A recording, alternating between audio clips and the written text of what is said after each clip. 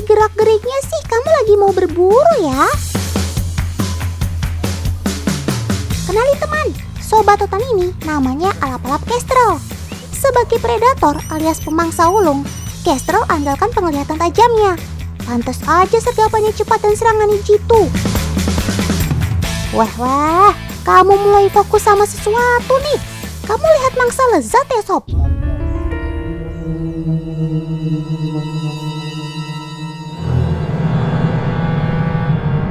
Loh, itu kan iguana. Kamu beneran mau makan iguana sob? Otan paham sih, rantai makanan di alam memang gak bisa pilih-pilih makanan ya sob. Penglihatan alap-alap sih udah pasti tajam teman. Dan apapun buruannya mustahil lepas. Tuh lihat teman, kestrelnya siap menyerang. Iguana, awas, jangan diam saja. Itu ada bahaya mendekat.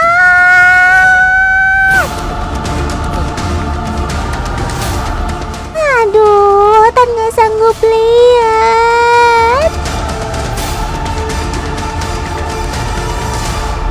Loh, kok kestrelnya nangkring sendirian gak jadi makan? Suaranya kayak kelaparan juga. Walah, ternyata serangannya tadi meleset. Coba Om Editor, diputar ulang dong. Otan tadi merem jadi gak tahu apa yang terjadi. Wow, iguananya melayang di udara. Ternyata sesaat sebelum kena cengkraman si kestrel, iguananya berhasil terjun bebas dari pohon ke air teman. Jadi kayak terbang kamu sob. Bukan main nalurinya. Dalam sekejap, dia memilih jatuh ke telaga di bawahnya sebagai jalan keluar dari bahaya. Dan gak hanya jago menyelam, tapi si iguana ternyata pintar berstrategi teman. Dia sabar menanti di bawah air sampai merasa aman dari bahaya.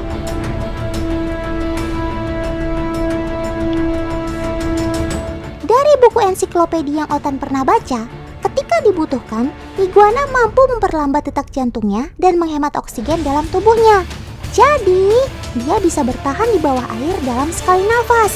Bahkan, ketahanannya menahan nafas hingga 40 menit loh. Keren maksimal. Nah, kalau sudah yakin gak ada bahaya, si iguana baru deh berenang lagi mencapai daratan. Oh iya, rahasia kenapa iguana bisa menyambut serangan udaranya si kestrel dengan cepat terletak di atas dahinya ini teman. Ini dia yang dinamakan mata ketiga atau parietal eye. Tapi bukan artinya iguana punya mata beneran 3 loh ya. Sekilas bentuknya malah mirip sisiknya ya. Istilah mata ketiga ini maksudnya adalah indera yang peka terhadap pergerakan dan perubahan cahaya di atas kepalanya.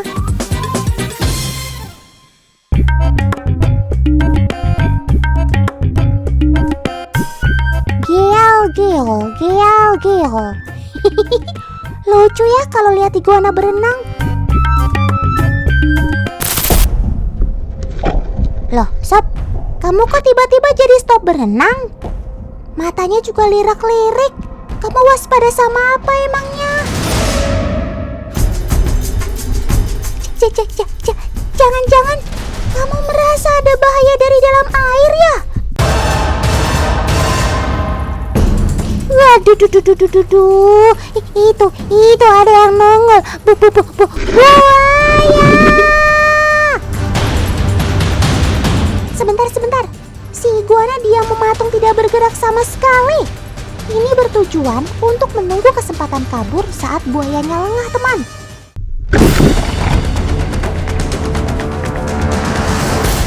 Wush! Si iguana langsung meluncur menghindari gigitan si buaya. Tapi ternyata sungai ini penuh buaya.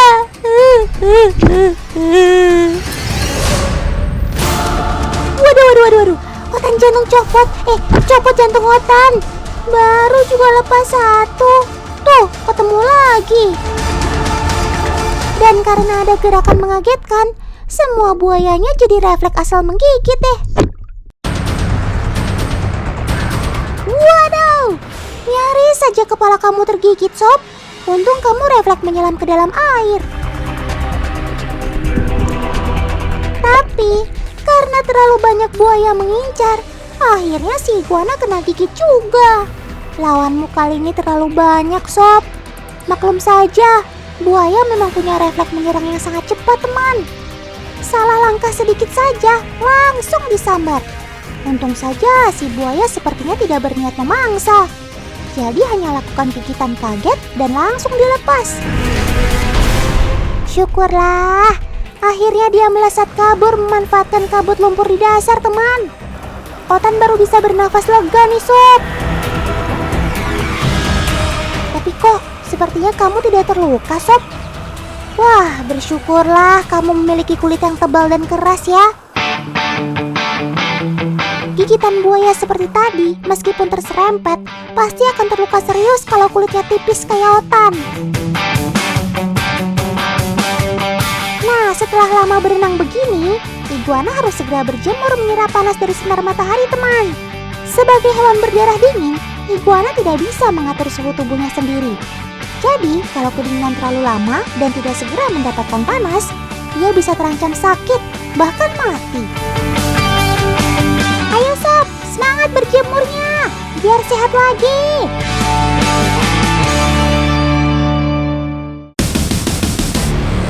Ada apa ini? Kenapa pada ribut-ribut sih?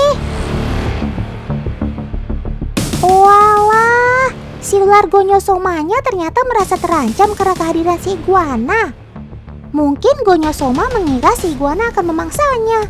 Makanya kamu sering nonton Otan dong, biar tahu kalau iguana itu cenderung makan daun-daunan. Waduh, iguananya tergigit. Kenapa Otan panik ya? Gigitan begitu kan jelas tidak mempan. Lihat aja kulitnya si iguana, tebal banget gitu. Meskipun gonyosoma memiliki bisa, tapi gigitannya tidak melukai sama sekali. Jadi si iguana aman dari bisa si gonyosoma, teman. Sudah, damai aja ya.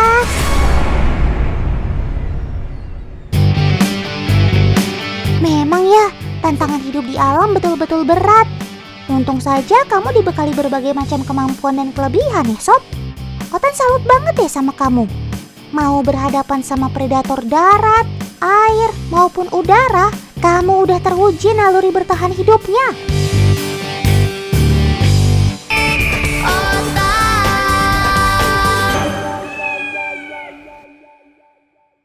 Ya ampun, apa yang kamu lakukan, Sob? Jangan bunuh diri, Sob. Itu dosa.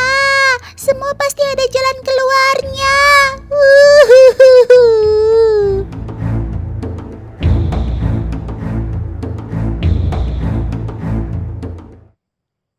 Yalah, saking paniknya lihat kamu begini, omongan Otan jadi ngelantur.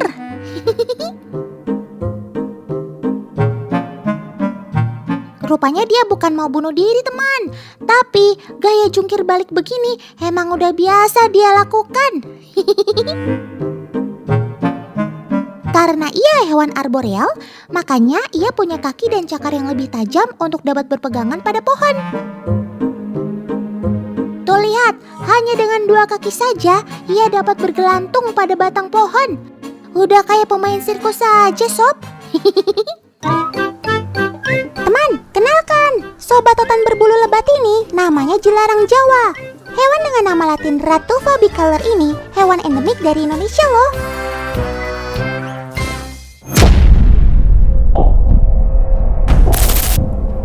Awas Sob, ada ular pucuk di depan kamu. Si ular juga cari gara-gara aja deh. Berani-beraninya dia ganggu si penunggu pohon ceri. Bakal marah nih si jelarang. Lihat teman, tatapan jelarang seolah nggak takut dengan keberadaan sang ular. Wets, serangan si ular hampir saja melukai wajah kamu. Sabar Sob, tahan emosinya. Tuh kan, ia mencoba gigit si ular. Sudah, hentikan semua ini. Jangan berkelahi lagi ya. Hidup aku kan lebih santuy, Sob.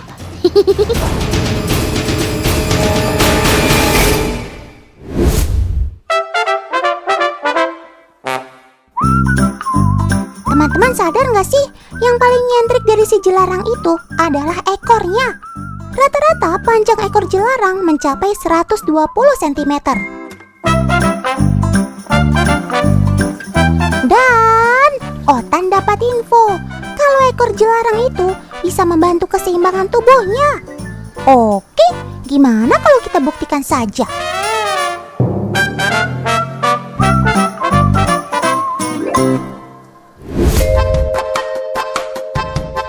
Ini dia, bala bantuan Otan sudah datang. Ada kakak Tiara yang siap sedia bantu Otan uji coba. Nah, percobaan kali ini untuk buktikan kelebihan ekor kamu dalam menjaga keseimbangan, Sob. Media pertama yang digunakan yaitu batang bambu.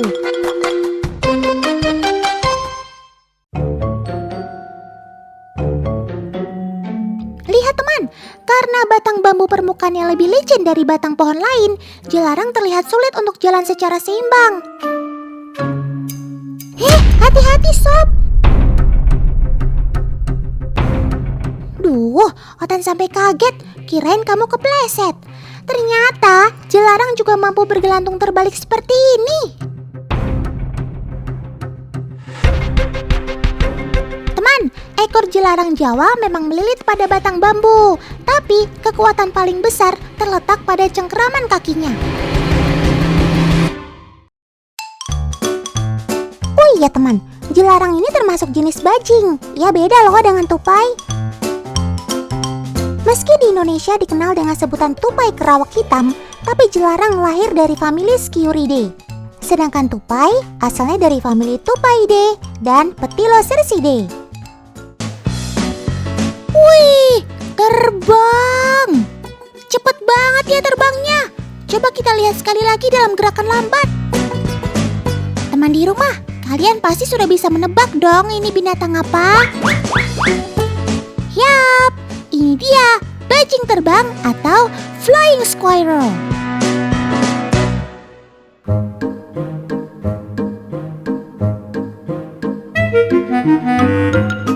Bajing terbang atau flying squirrel memang mahir berpindah dari satu pohon ke pohon lain dengan cara terbang seperti ini teman.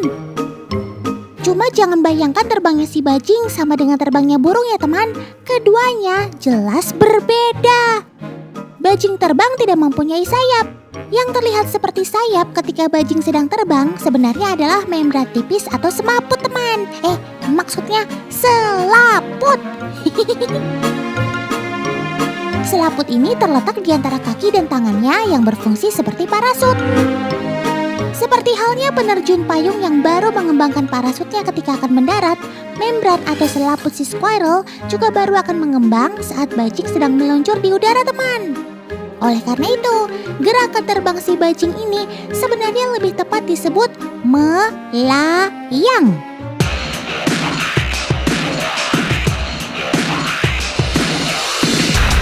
Ngomong-ngomong melayang, Otan jadi kepikiran bikin eksperimen nih. Kira-kira kalau kita adu, siapa ya yang bakal mencatat jarak terbang terjauh? FS atau SG ya?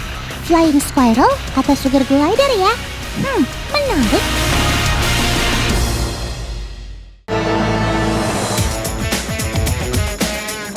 Sudah ada Kaulan dan Kak Anissa nih yang akan membantu Otan menemukan jawabannya. Yang dipegang Kaulan ini adalah bajing terbang. Sementara Kak Anissa memegang sugar glider. Kalian tim Kaulan atau Kak Anissa nih? Otan sih yes dua-duanya. Kita mulai dari sugar glidernya Kak Anissa terlebih dahulu. Silahkan Kak. Wih, kayaknya lumayan jauh juga teman. Mari kita hitung jaraknya dengan menggunakan meteran. 2,2 meter teman. Sip deh. Nah, sekarang giliran Flying Squirrel. Ayo kak. Wah, sepertinya yang ini lebih jauh teman. Coba diukur dulu kak. Wih, 2,5 meter. Tuh kan apa Otan bilang.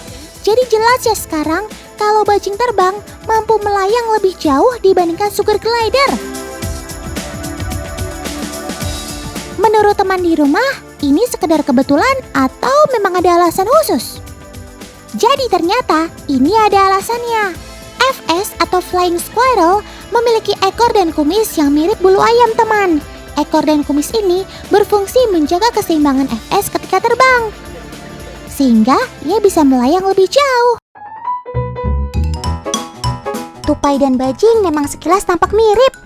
Nggak heran kerap bikin orang bingung. Termasuk teman di rumah. Ayo ngaku. Cara paling mudah membedakan dua sobat Otan ini adalah dengan melihat moncongnya. Tupai punya moncong lebih panjang, mirip seperti tikus. Makanya dalam bahasa Inggris, tupai disebut rishru atau curut pohon. Sementara bahasa Inggrisnya bajing adalah squirrel.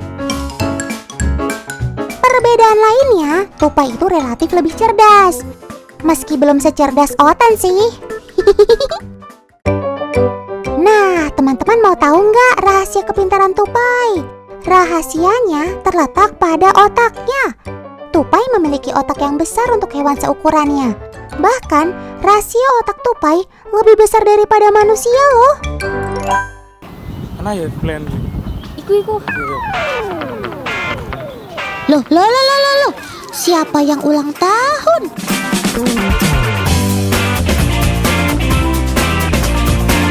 Oh alah, yang ulang tahun ternyata kamu tupai.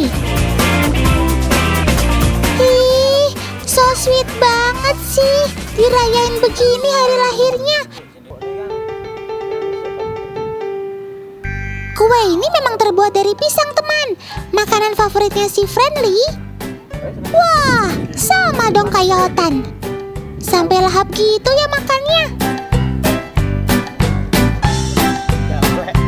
Oh iya kelupaan. Kenalin dulu teman. Sobat baru Otan ini namanya Friendly. Selamat ulang tahun ya Friendly.